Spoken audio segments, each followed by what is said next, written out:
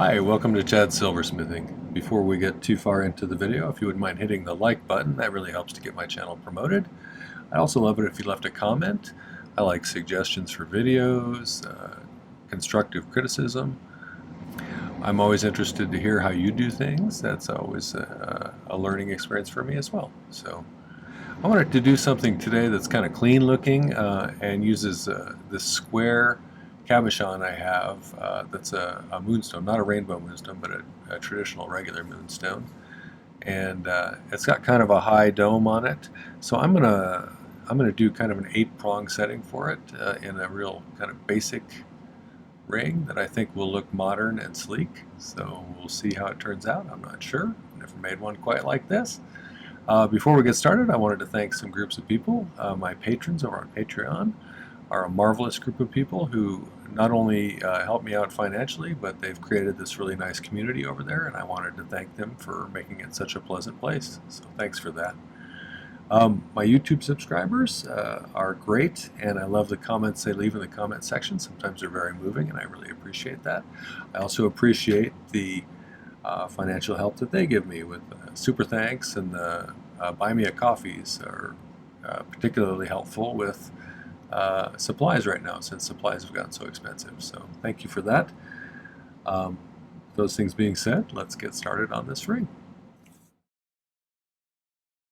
These are a couple of my design idea books. This is the one I've been filling up lately, and this is one of the newer ones.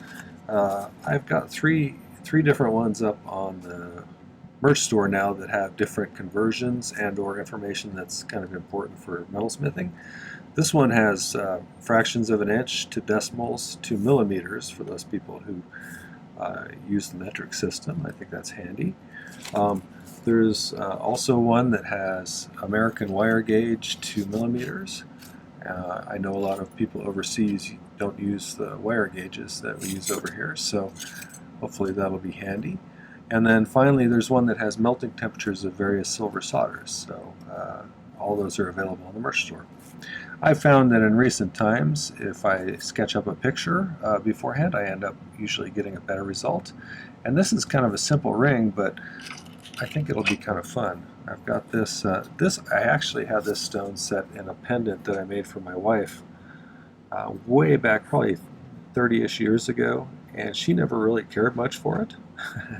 So I thought I would make it into a ring. She stopped wearing it, if she ever even wore it, many years ago, so it's just sitting there gathering dust, so I thought we'd reuse it for something different. So I'm going to create a border around this made out of 16 gauge square wire. I think I'll probably use my miter vise jig to get those corners just nice. And then I'm going to put an 18 gauge round wire little shelf on the inside soldered to it so that this has a place to sit in there. And then I'm going to mount some double sets of prongs, probably made out of 16 gauge round, right here, here, here, here. So I end up with 8 prongs, holding it on the sides rather than the corners for this one, just for something different. And then after that, I'll add a band, and I think I'm going to use some of this low dome half round. I think it's number 4. So it's nice and wide, and I may taper it at the bottom so it gets narrower at the bottom. I think I like that look. So to start with, though, I think we need to take this piece of 16 gauge that I made from some 14 I had earlier and get it to be just the right length to make a perfect square around this. And then if you've never seen a miter vise jig, they look like this. This is kind of a cheapy model, but it's got both a nice, if you need to get a nice straight 90-degree angle, just clamp it down in there like that. If you want to get 45 for corners, for mitering corners, we can just stick it out like that, to where just the very tip is sticking out. And then we can just file it flush on there.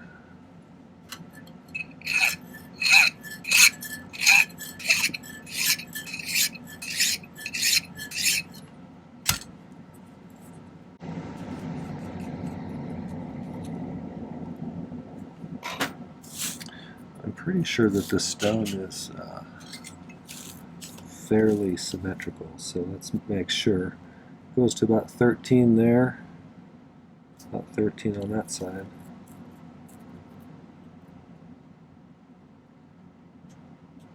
There, pretty close to square. So sometimes you'll find some variation in stones, and I think this one's good. Okay, so we got one angle made here. Make sure this is sitting straight. And I think maybe our best bet would be to get a pretty precise mark. If I make this dark with a Sharpie here, like black or whatever color Sharpie you have. Let me find a T-pin I can use to make a scratch. Okay, so I'm going to line this up with that inside of that mitered angle that we just did right here, right at the edge. And I'm going to try and make a mark right about there. It's kind of going that direction. So the bottom inside was the pretty accurate mark. This upper part is not. So I think what I'll do is I'll cut this off.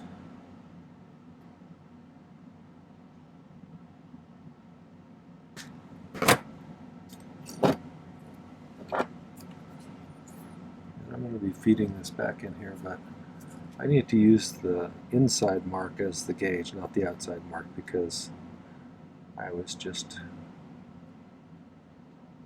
kind of guessing at the angle by when I scratched it. But I wasn't guessing at the distance between the two inside angles there. So let's see how close we can get with this.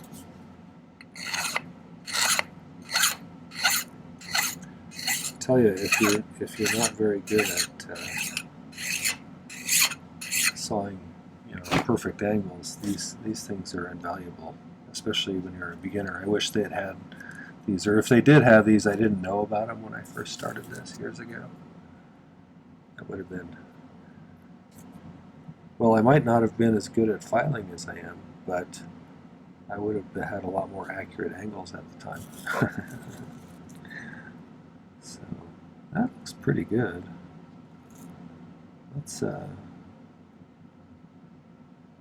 I'm going to use this one as a guide for the other ones, I think. So let me find that rest of that piece of wire.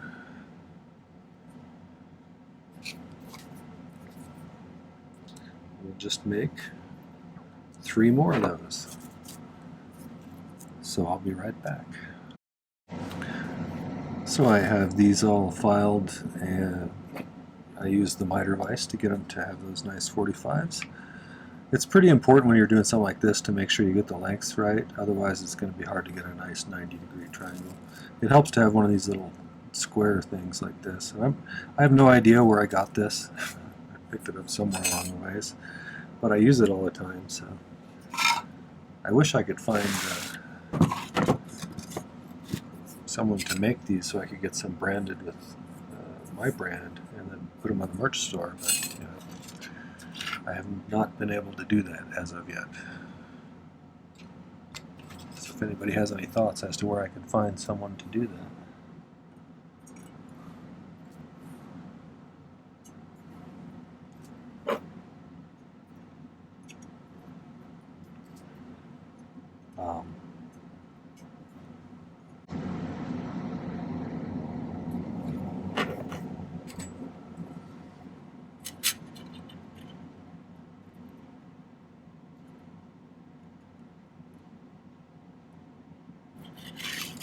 That's pretty close. Give that a shot. If you haven't been to my channel before, I use hard silver sheet solder. I use a liquid flux that I dribble on mostly lately. I used to spray it on all the time. I still occasionally do, depending upon the situation. My torch is a Silversmith model, which is an acetylene torch, but it draws air in through these little holes on the torch tip. It looks like there's 3 of them. I was trying to tell somebody about it the other day, and I thought there was 4, but there's 3. So yeah, let's see if we can't get this soldered together. I do something also called pick soldering, where I use this titanium pick to pick up little small bits of solder there. And then I can,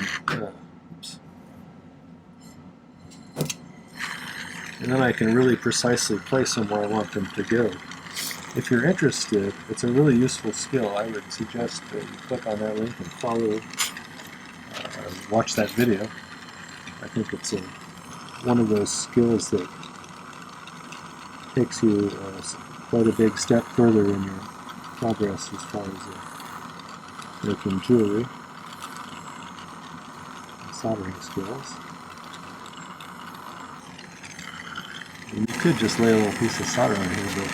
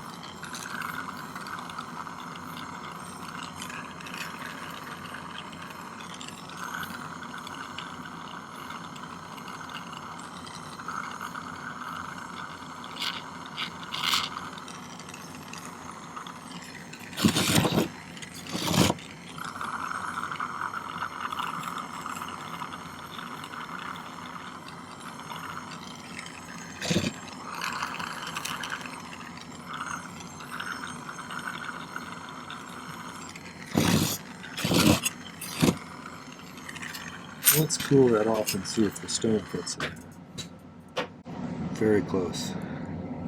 So, I think what I will do is I'm going to file the inside just a little bit in this dimension. It fits fine this way, but I'm slightly too small this way.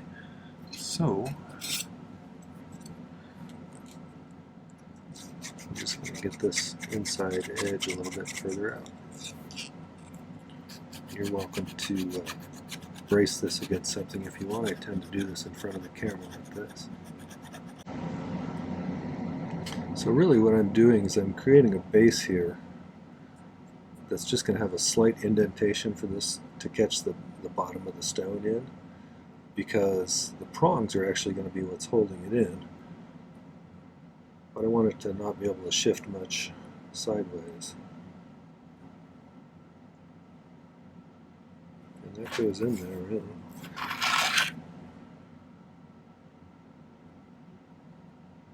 It's a little snug, but I'd rather have snug than loose, I think.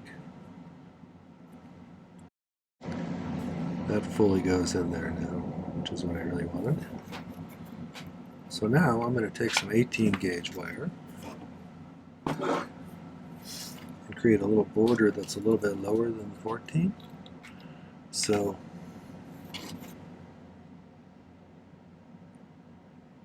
just enough to where it'll sit flat in there and create a little dip down.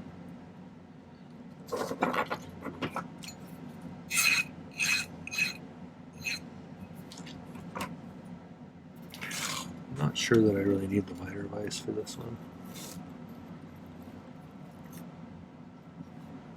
It doesn't matter quite as much how neat this is going to be because it's going to be on the bottom. However, if you want to be super precise about it, you can. I just had a thought that would make this a little bit more stable. Let's go ahead and file a notch in the 18 gauge wire like this and make sure there's more than I need to go to the end. So we'll file kind of a 45-degree notch and then bend it right at the corner.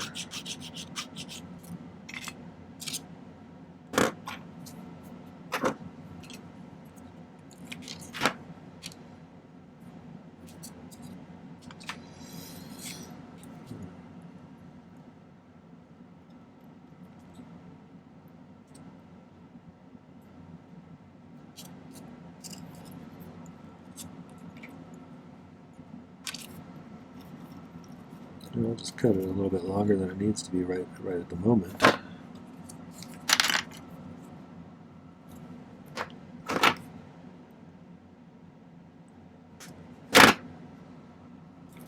we'll do a second one like that.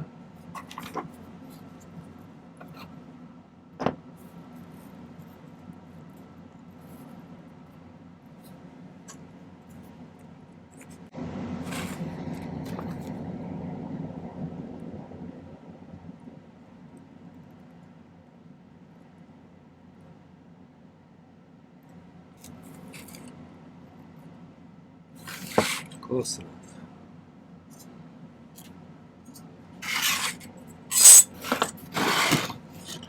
I'm going to cut some more little pieces of solder. And we're going to solder these places where we filed it so we could get a sharper bend, so that those become a permanent bend.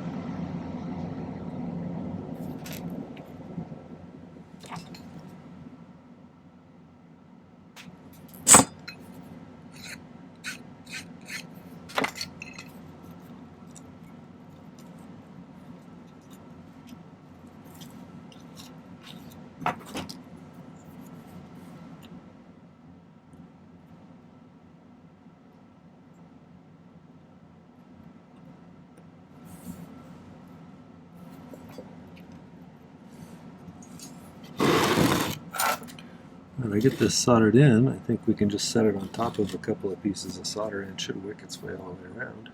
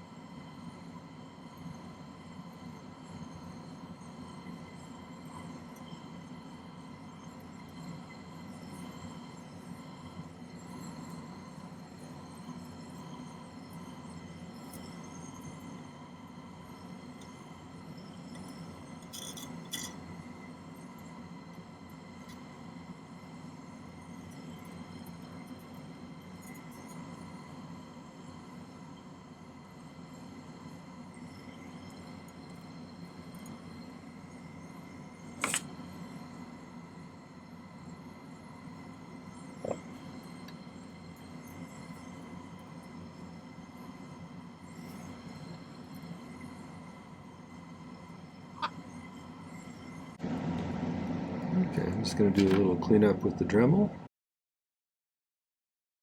So I did this off camera. What I did was I had to make some 16 gauge from some 14 gauge because I didn't have any, but I wanted round wire for the prongs. And in order to get these prongs sitting on the four sides like this, kind of evenly spaced, I made a kind of a double plus sign, sort of like that. And what we need to do, I think, is line them up like this, kind of as close as we can to centered. And I think once I get that, relatively centered, I'm going to make a little mark where each of those is going to be bent downwards towards that flat square wire.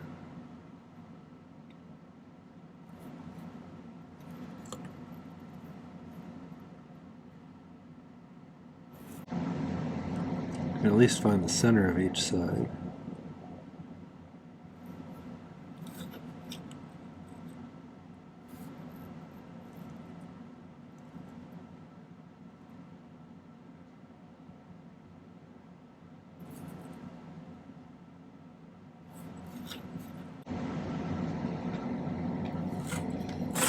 I think that'll help me to get these lined up evenly on each side, but what I'm going to do is bend them down,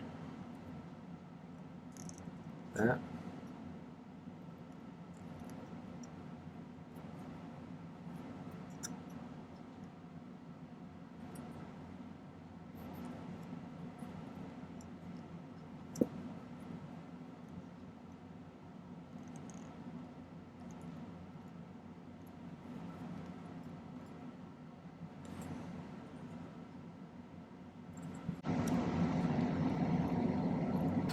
one thing I'm going to do, since I soldered these across each other and they started out as the same length, these ones are slightly shorter because they're on top of the other ones.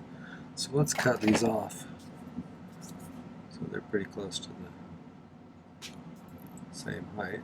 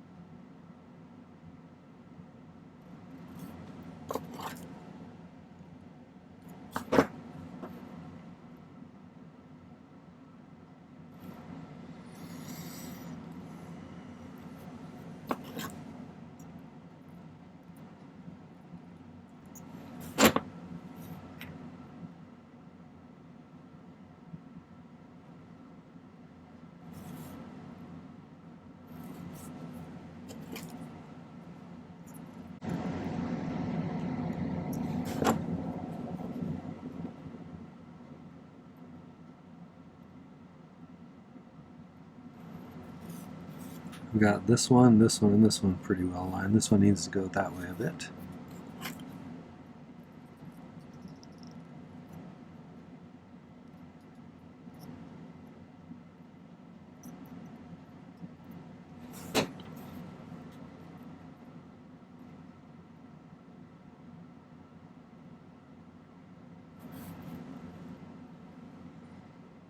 That's pretty good. They need to come inwards a little bit too.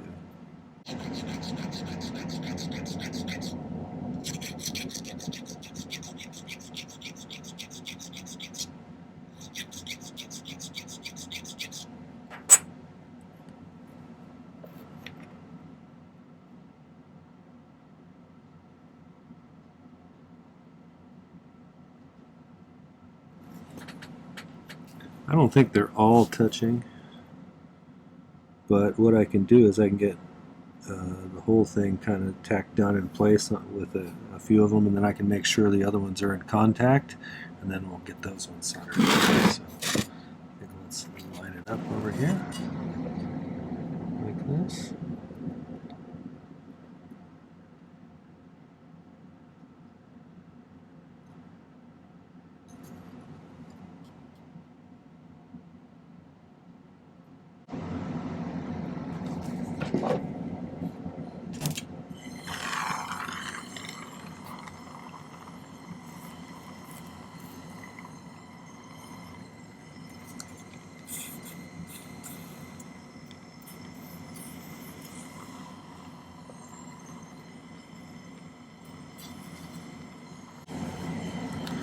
Okay, again, let's see if I can do it without bumping things too much. It's going to be a little bit harder to get the bottom piece hot enough than the cage that's up the top here, because it's, the cage is exposed to the flame really easily. I'm going to try and heat mostly the bottom to start with.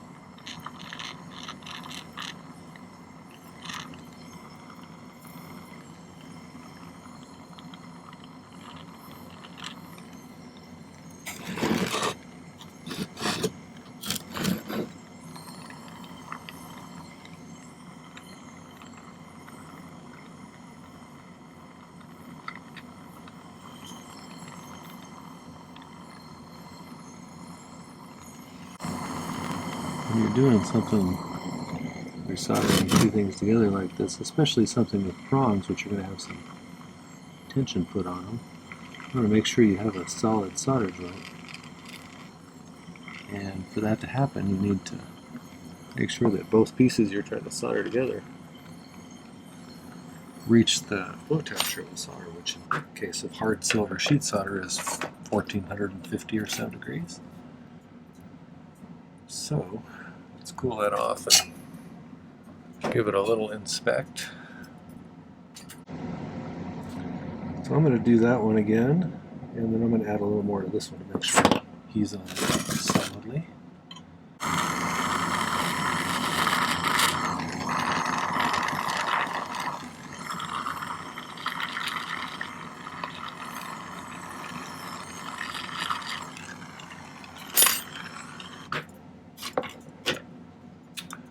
Let's see how we did there. I made a band out of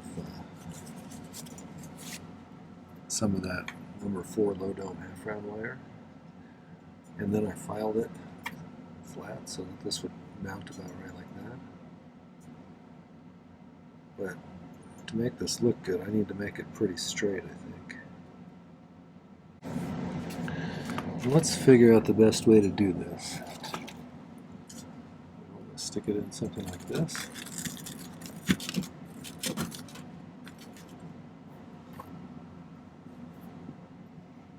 There's likely enough solder on there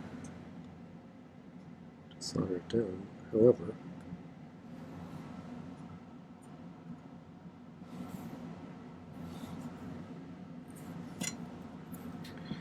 just to be safe, I'll probably put a little extra on there.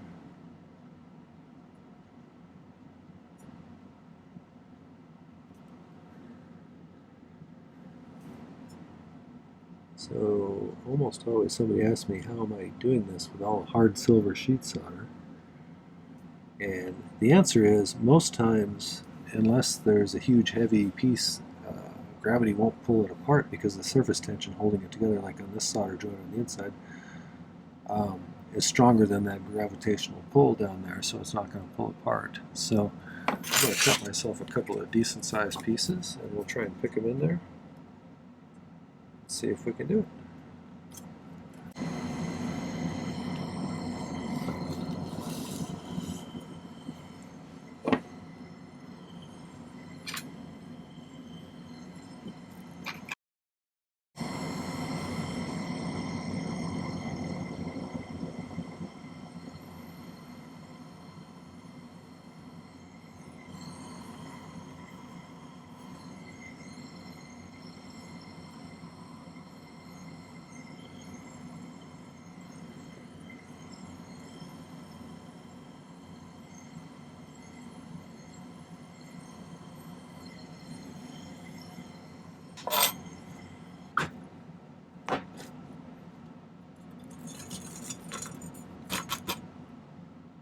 Looks like we have a decent seam on there.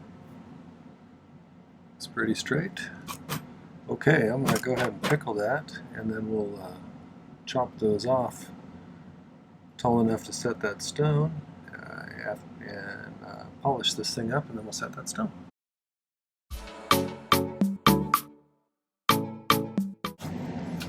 So I've got things polished up, and I have the stone in here as tight as I can get it in there. I've pushed a couple of the sets of prongs down a little bit to hold it in place, and then I'm just going to continue to do that. I do this a little different than some people do. I use the flat side of my chain nose pliers here. So to start with, this side's raised a little bit, so I'm going to do a little bit tighter on these corners here. Get that pulled down a bit. We can start doing the other sides, I think.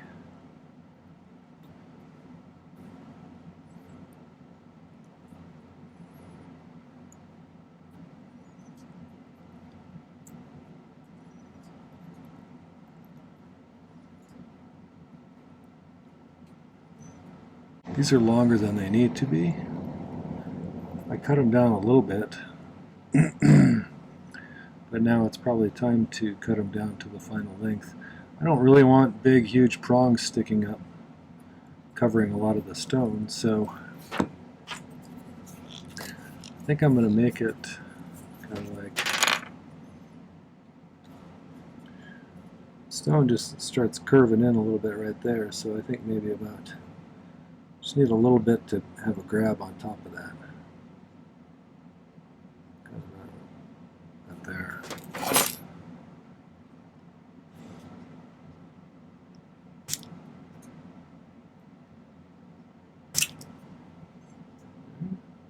See if we can't do that symmetrically on all sides now.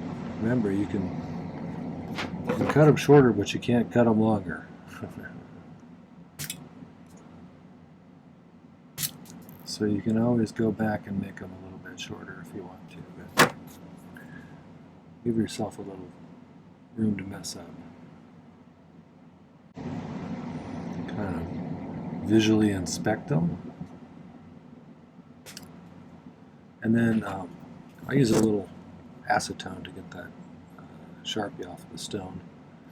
But I'm going to take my Dremel and round those down with an abrasive white silicone wheel to where it tapers into it and comes to a point, and then I'll smooth it out with a finer wheel on that, and that'll be done. So kind of what I was shooting for here. So, all right, I'll take some better pictures and put them at the end.